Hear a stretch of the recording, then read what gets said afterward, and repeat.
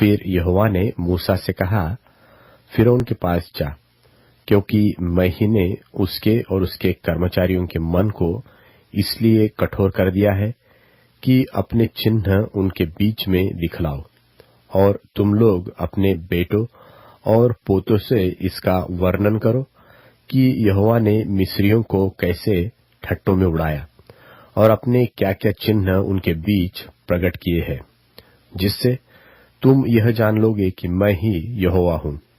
तब मूसा और हारून ने फिरौन के पास जाकर कहा कि इब्रियों का परमेश्वर यहोवा तुझसे इस प्रकार कहता है कि तू कब तक मेरे सामने दिन होने से संकोच करता रहेगा। मेरी प्रजा के लोगों को जाने दे कि वे मेरी उपासना करें। यदि तू मेरी प्रजा को जाने न दे तो सुन, कल मैं तेरे देश में टिड्डियां ले आऊंगा और वे धरती को ऐसा छालेंगी कि वह देख न पड़ेगी, और तुम्हारा जो कुछ ओलों से बच रहा है उसको वे चट कर जाएगी, और तुम्हारे जितने वृक्ष मैदान में लगे हैं उनको भी वे चट कर जाएगी, और वे तेरे और तेरे सारे कर्मचारियों निदान सारे मिस्रियों के घरों में भर जाएगी। इतनी टिड्डियां तेरे बापदादों ने व उनके पुरखाओं ने जब से पृथ्वी पर जन्मे तब से आज तक कभी न देखी। और वह मुंह फेर कर फिरौन के पास से बाहर गया। तब फिरौन के कर्मचारी उससे कहने लगे, वह जन कब तक हमारे लिए फंदा बना रहेगा? उन मनुष्यों को जाने दे कि वे अपने परमेश्वर यहोवा की उपासना करें। क्या तू अब तक नहीं जानता कि सारा मिस्र देश नाश हो गया है?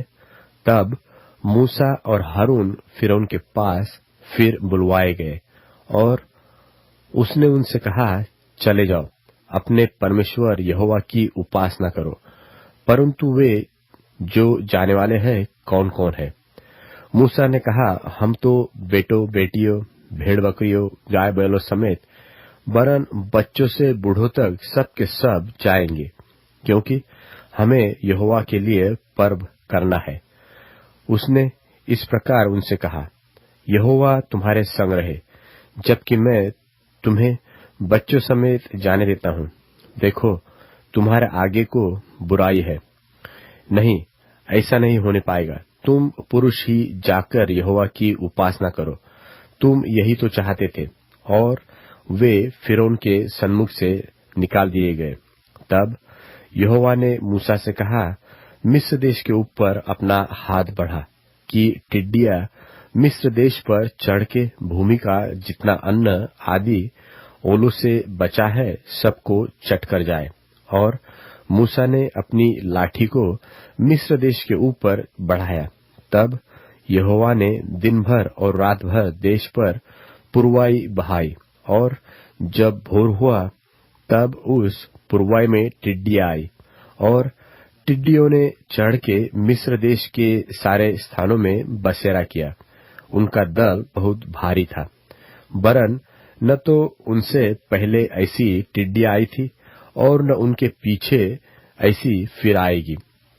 वे तो सारी धरती पर छा गई, यहाँ तक कि देश अंधेरा हो गया, और उसका सारा अन्न आदि और वृक्षों के सब फल निदान जो कुछ ओलों से बचा था सबको उन्होंने चट कर दिया। यहाँ तक कि मिस्र देश भर में न तो किसी वृक्ष पर कुछ हरियाली रह गई और न खेत में अनाज रह गया।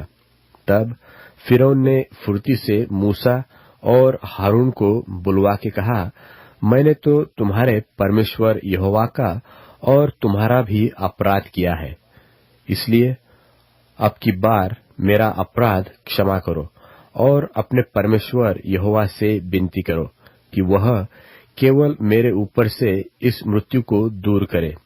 तब मूसा ने फिरौन के पास से निकलकर यहोवा से विनती की। तब यहोवा ने बहुत प्रचंड पछुआ बहाकर टिड्डियों को उड़ाकर लाल समुद्र में डाल दिया, और मिस्र के किसी स्थान में एक भी टिड्डी न रह गई। तो भी यहोवा ने फिरौन के मन को कठोर कर दिया, जिससे उसने इस्राएलियों को जाने न दिया। फिर यहोवा ने मूसा से कहा, अपना हाथ आकाश की ओर बढ़ा कि मिस्र देश के ऊपर अंधकार छा जाए, ऐसा अंधकार कि टटोला जा सके।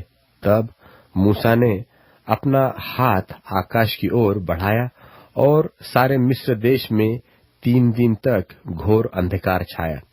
3 दिन तक न तो किसी ने किसी को देखा और न कोई अपने स्थान से उठा, परंतु सारे इस्राएलियों के घरों में उजियाला रहा। तब फिरौन ने मूसा को बुलवाकर कहा, तुम लोग जाओ, यहोवा की उपासना करो, अपने बालकों को भी संग ले जाओ, केवल अपनी भेड़ बकरी और गाय बैलों को छोड़ जाओ। मूसा ने कहा, तुमको हमारे साथ मेलबलि और होमबलि के पशु भी देने पड़ेंगे, जिन्हें हम अपने परमेश्वर यहोवा के लिए चढ़ाए। इसलिए हमारे पशु भी हमारे संग जाएंगे, उनका एक खुर तक न रह जाएगा, क्योंकि उन्हीं में से हमको अपने परमेश्वर यहोवा की उपासना का सामान लेना होगा, और हम जब तक वहां न पहुंचे तब तक नहीं जानते कि क्या क्या लेकर यहोवा की उपासना करनी होगी। पर यहोवा ने फिरौन का मन हठीला कर दिया, जिससे उसने उन्हें फिर जाने न दिया। तब फिरौन ने उससे कहा, मेरे सामने से चला जा और सचेत रह, मुझे अपना मुख फिर न दिखाना, क्योंकि जिस दिन तू मुझे मुख दिखलाए उसी दिन तू मारा जाएगा। मूसा ने कहा कि तूने ठीक कहा है, मैं तेरे मुंह को फिर कभी न देखूंगा।